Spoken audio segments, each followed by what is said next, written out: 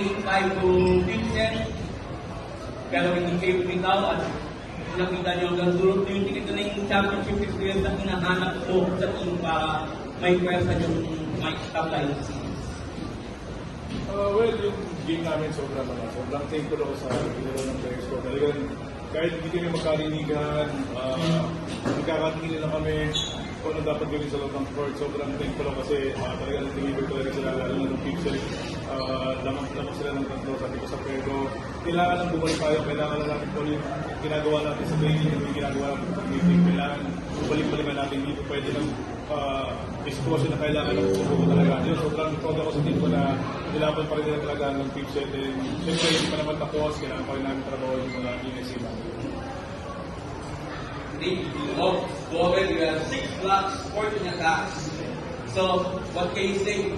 It's even at 1-1, so what can you say about your team's efforts to extend the season? What can you say? I'm very appreciative for today.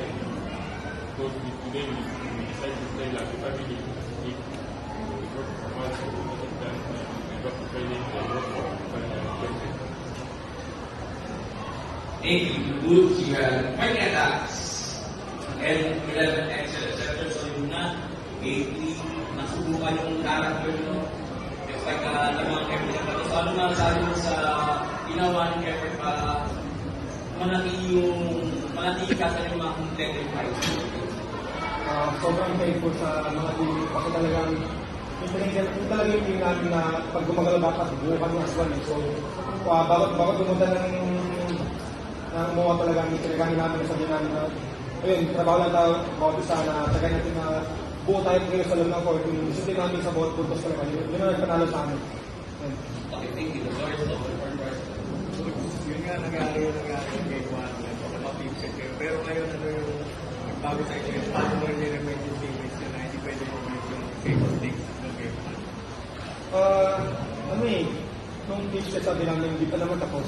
Hindi pa naman tayo sa ganitong sistema, sanay tayo sa ganito. So, sagayin lang natin na every single point, makapuntos tayo ng unti-unti lang, isa-isa lang natin. Ayun, nagbunga lahat ng effort ng mga sa amin. Hindi lang sa loob, pati sa labas talaga nagbigyan natin sa amin. So, laking impact na nakita namin yung crowd, teammates namin na talagang gusto nila makuha na yung game. So, ayun, isa naging reason kung bakit kami ganun kumilos na yun, naging motivated masyado.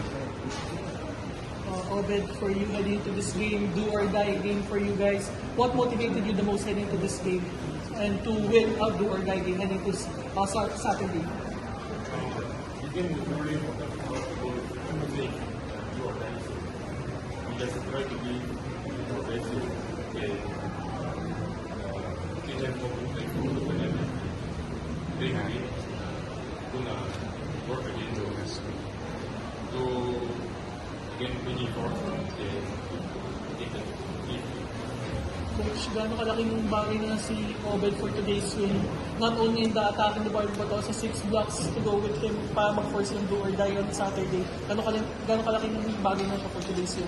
Sa akin, hindi na naman talaga ako ng scoring talaga yung hinaharap ko sa kanyang blocks. Kasi isa na siya sa mga leader talaga.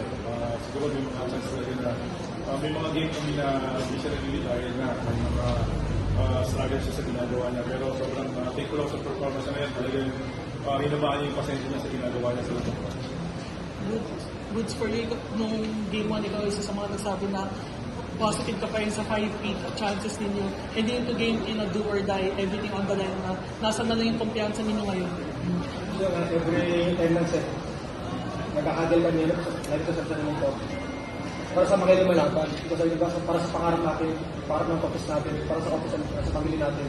So yun na lang naging motivation namin na lagi yan na every set talaga lumalaban kayo para sa pangarap ng team namin. Kasi nakakatulong yung experience sa pagiging coach niya kasi yung training yung kanina yung set ng game 5. Siguro mas lumabas na siguro yung maturity namin sa court. Yung experience namin, siguro mas lumabas and ayun, siguro ang nakita ko lang maging advantage din namin siguro is yung naging blacklist din namin na na-check namin nasa kapag kami to points na yun. Doon na nag-start yung yung momentum na napunta sa amin. Coach, alam mo natin hindi po 100% siguro sa atin yung previous week. Alam ko masyado din naman yung mga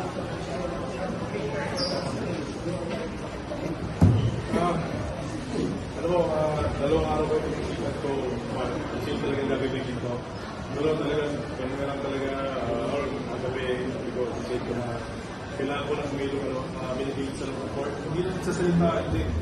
Importante kasi yung madalo din, mali yung trabaho niya.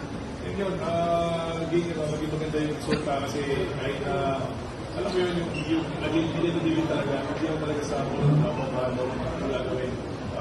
Ginagawa na, trabaho niya, buko sa defense siya.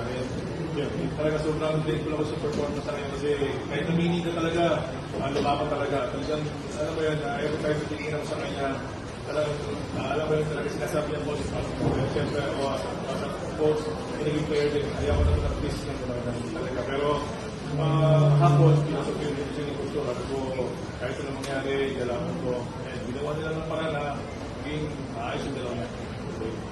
Coach, Actually, hindi pa ako 100% kasi yung talagang sakit ko. And thankful ako sa conditioning coach namin na sakitin namin ng Coach Cup. Na every time, kahit gabi talaga sinasyagaan ako sa pag na i-release yung ako and workout yung ankle ko. And ayun, super thankful ako sa mga PT namin na lagi andyan para lahat kami, pag may na kami, lahat kami talagang sinusuportahan. Talagang sinagaan nila kahit sa doon na ayun, araw-araw, gusto sila tutulog para ma-monitor yung mga sakit-sakit sa amin. Coach, can you talk about lang, Coach, yung pagpasok kay Jade at saka kay Hernandez, lalo na nung 5th set? Kasi kumbaga, yung dalawa na yun din yung malaking tulong para matapos tong set. Well, nakita ko kasi doon yung mga apat namin na kahit nanalo kami, natalo kami, may mga problema kami nangyayari like si Ben. Yun, sabi ko ba, nag-set ako na si Jade kasi fresh, nakita ko na hindi, alam mo yun na every time nahihigit ako talaga sa kanya na alam mo yun, na gusto talaga pumasok. Talaga. And kay naman, kay Hernandez naman talaga talaga every time na kailangan namin ng master talaga. Kaya yung inuubot ko. Yun, sobrang ganda ng gigalaw niya. Halos naka-apat. Serve ko siya. And naka-defense kami. Kaya siguro nagmamaging ganda yung laro namin. Boots, medyo mas seryoso yung araw mo kumbaga sa mga huling linggo. Ano naman siguro tumatakbo sa isip mo mula nung na-injure ka, nung natalo ka yung game 1? Parang nasan yung isip mo ngayon? Nasa isip ko nun na kailangan ko agad makabalik. Hindi ako 100% kailangan ko makabalik. Kailangan ko makapagpatuloy sa team. Kaya hindi ko naman hayaan na natatalo yung team namin eh. Siyempre, isa ako sa mga senior na. So, yung pinag-arapan natin namin yung mga senior namin na sinagaan nila yung forfeit. So, ayaw ko lahat masayang yun. So, nung nag-rehab ako talagang saga, sabi ko pag nakabalik ako, talagang mag-contribute ako. And Coach, matagal niyo na po tinataguyo din yung pag-angat niya ng men's volleyball dito. Ngayon po almost 10,000 yung nanood kanina. Gano'ng kalaking accomplishment na lang din po siguro yun for men's volleyball? Alam mo, sobrang laki. Sobrang thankful kasi nga, parang alam mo yun, matagal ka nang naghihintay na maraming panood, maraming support. Ito, nakita namin na both FPU and PU, yung supporta sa men's talaga tumatas. Sana huwag sila magsawa, hindi lang kaming team and sa ibang team sana supporta. Coach, for the past 4 championships, iba naman yung tao mo. Pero what is something that remains constant po sa mga players mo dyan sa area na talagang magiging possible yung mga ganitong klaseng championship lang? Well, enjoy mo lang. Yung tiwala na lang sa amin. Yung trust nila sa amin na every time na sino yung player namin na binubuha or sino yung naman namin na alam nila na yung tiwala nila sa amin is talagang sino sa player na. Siguro yun yung nakikita ko na kaya nagiging umamat yung programa namin sa AU Volleyball. Kaya yun. Congratulations.